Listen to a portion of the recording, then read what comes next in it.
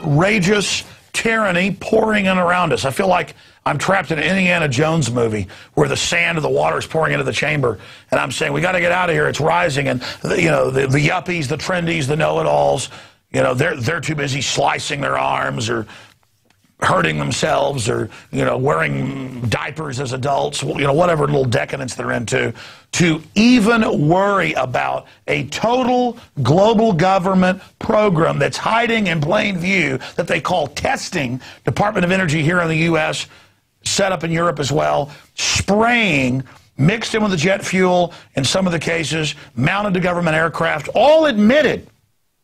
Not condensation trails, ice crystals, no. But barium salts, aluminum dioxide, other nuclei mixed in so that it creates an artificial haze. And NASA admits we're more than 20% darker, less sunlight hitting us. You don't just think they put that in the Matrix movies, 10 years ago because they thought that up about a global plan to black out the sun. But the scourge isn't the machines, it's us. This is part of the UN says, if you don't play ball with them, they'll just spray you and shut down your weather. Now, here's my frustration. I knew they were going to announce global government with this European crisis years ago. It's now happened. I know all of this. I know they're spraying us every day. I know they're spraying my family. I know we're all filled with heavy metals. I know it's hurting us. And Aaron Dykes, I asked him last Friday, I said, get together our research for Dark Skies, the documentary. We may make it someday, but we're just going to go ahead and start releasing the information and reports. This is just a small part of it right here. Government documents, hour after hour of them on video. Okay? And then I just said, look, he was literally out there 20 minutes ago before we went live. I said, get in here. We got to present what you've got. All these video clips, all this documentation, it's so frustrating. Will the yuppies even watch? Will they even care? Because you get into how they denied this stuff existed, but the people that broke down what they were doing accurately named the chemicals that were being used. But the question is, how long has it been happening? Why is it happening? What's the end game? I'll tell you the end game here at the first, then we'll go to Aaron. The end game is aluminum dioxide in all the soils, where you've got to go to companies like Monsanto. They're coming out with whole seed lines that will grow in aluminum poisoned soil. But that's only part of it.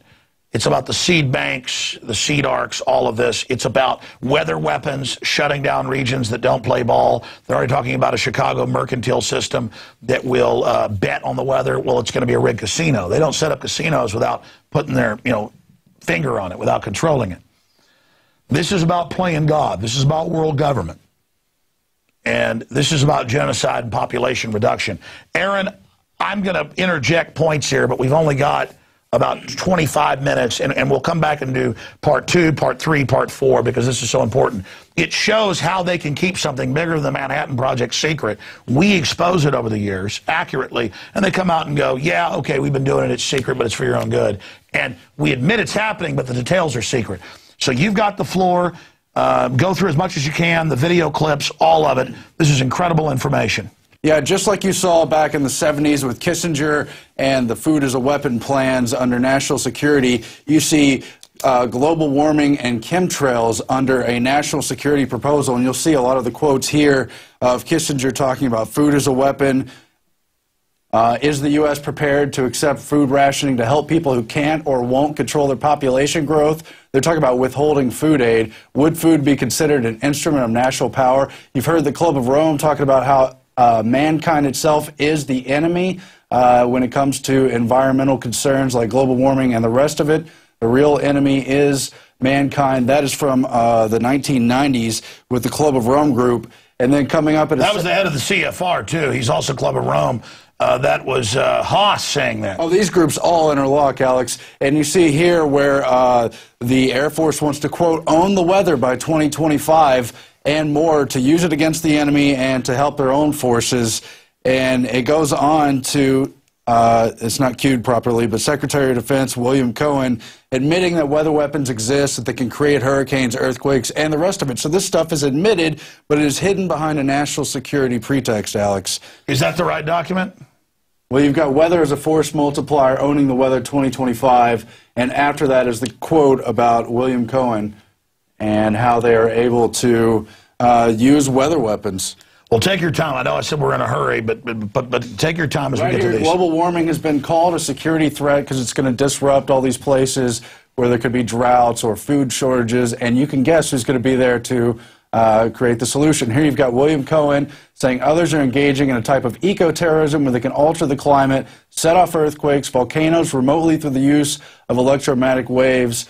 It's real. That's the reason we have to intensify our efforts. He said that in 1997 when he was Secretary of Defense. That was Army times, yeah. And the point is, all these military researchers, all these national security people are able to manipulate the weather. They're spraying God knows what up there. We know what some of it is. A lot of it's aluminum and sulfur dioxide and the rest of it. But they've created this rationale that it's going to solve global warming. Now let's go. That's just their cover. They always denied it until 3 years ago. Now they go, we were doing it, but it's secret. It's to save the earth. We're peaceniks. We're Peace Prize winners. Yeah. And they admit one of the leading researchers of this whole geoengineering thing is David Keith, and he's got a paper explaining how the cloud seeding for the U.S. and for the Soviet Union goes back to the 20s. And we have clips, I know, from Ben Livingston, if we want to play some of that. Ready to go? Yeah, this is Ben Livingston, who was the father of weather weapons. And I saw him in a little blurb in an article when they declassified that in the mid-'60s they'd certified Stanford, and he'd done it as a meteorologist. This is a guy in like World War II flying into typhoons. I mean, he's a real trailblazer. It was like almost, I think it was 90 when I interviewed him. I think he's still alive. But yeah, this was like 6 years ago. And, you know, the point with Livingston was they could control, steer, create hurricanes in the 60s. So it just shows how far this stuff's come. Let's go ahead and go to that clip. My name is Ben Livingston. I'm the first person to ever see the cloud with the intention to cause it to do military damage.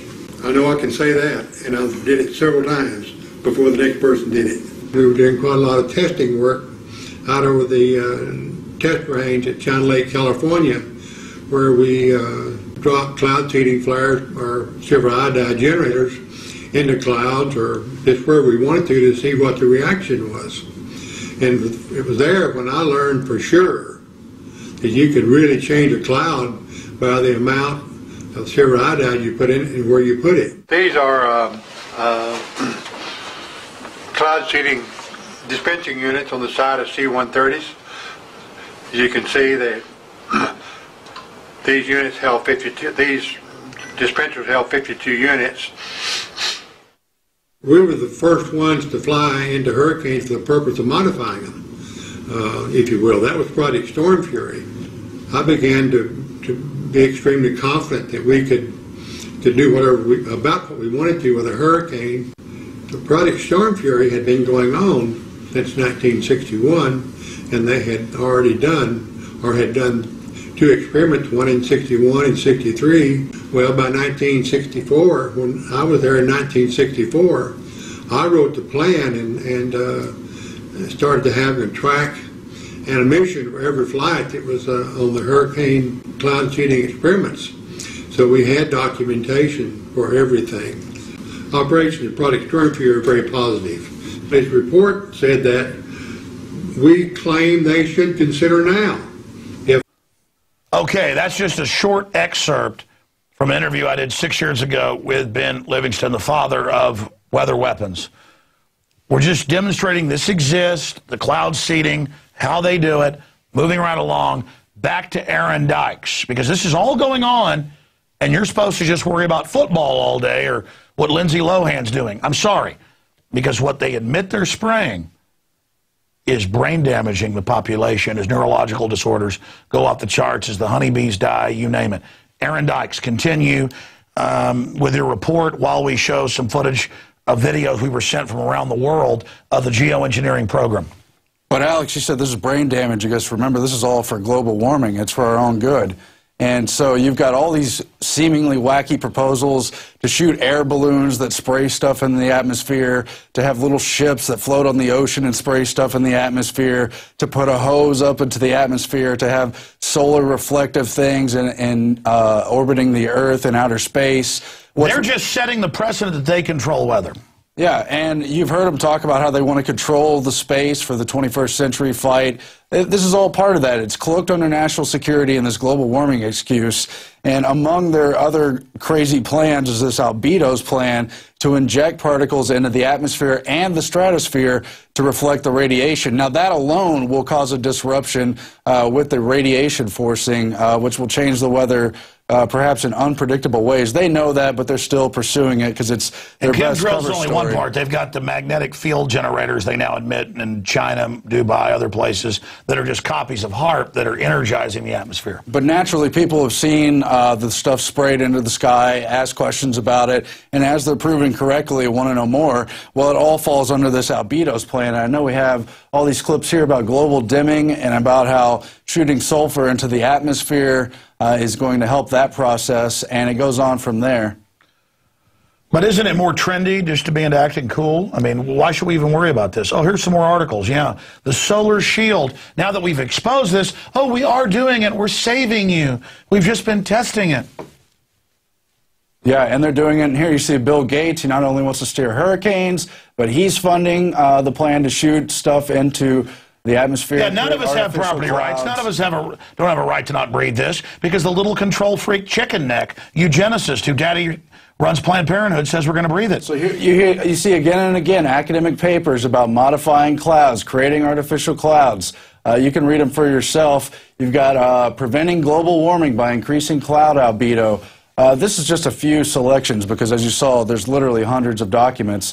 But here, Paul Crutzen, he won a Nobel Prize, and he's very much at the forefront of this whole thing. He's talking about albedo enhancement through stratospheric sulfur injection. He admits they're going to shoot sulfur particles into the stratosphere and atmosphere to try to cool the planet. And that's one of the main proposals that's tied to this spraying from the planes, because you've also got this one from Jay Gorman about how the stratospheric injection of aerosols can be done with fuel additives, aviation fuel additives. The paper describes the selection and preliminary testing of chemicals that might be used as aviation fuel additives to inject these products, sulfur dioxide and micron-sized silica particles, into the stratosphere from commercial or military aircraft. They admit they're testing it, and when it's tested, they have... Well, this whole program they call testing, well, when is it coming up where they admit they mix it with the jet fuel, the patents? This is the one right here. Atmospheric testing could be started almost immediately. Separately, there's other patents where they kind of sketch out ways that they can mix powder and create contrails, such as this one. Here, guys, let's hit pause on that. Incredible job, Aaron. You've really overdone it as usual. You're calling this just the tip of the iceberg. This is quite an iceberg. Yeah, here's some of the patents on the jet engine and how it disperses the sulfur dioxide, the aluminum dioxide, so you can enjoy the massive increases in neurological disorders now plaguing everyone. And this is an InfoWars article from just about a year ago, back last December. And then it lists all the patents, 1619183. 2045865. I mean, folks, don't. I think there's literally a couple hundred patents. Yeah, I mean, don't. Listen, spend your time. I know TV said it was a conspiracy theory. Why don't you go to the U.S. Government Patent Office? I mean, really, learn. But then people are going to nickel and dime that this wasn't the one they chose to go with. The point is, they have massive amounts of researchers. The point is, they admit they're testing it. When we learned the name of the passive aerosol program, we found out it's huge. It's going on. All I know is 15, 16 years ago, trails didn't sit there all day. They admit our Earth's dimming from this. Incredible, Aaron. They bring up this made-up crap about global warming or any climate change is unusual. And it's really just their excuse when you get deeper in the documents for weather warfare against the third world. But just like Obama's the peace president waging war, it's just a total cover story. Yeah. I mean, for example, they were going to shoot laser particles to blast away the CFCs back in the late 80s and stuff. I mean, take, for example, this out of Porton Down, where somebody wrote asking about the open-air release of zinc cadmium sulfide in the 50s and 60s, and they say, yeah, we're sorry, but the military reserves the right to open-air test really anything they please. Yeah, that's U.S. Code Title 50, Chapter 32, subsection 1520A. Let's show a document cam of this. Here's over in England, and they go, yeah, we spray deadly stuff on you. Yeah, we spray deadly stuff on you. Suck it. Die. We fry little foster kids in microwave ovens. You bet. Now die, sheep. Pay that tax money. We love you. If you don't love us, you're a terrorist.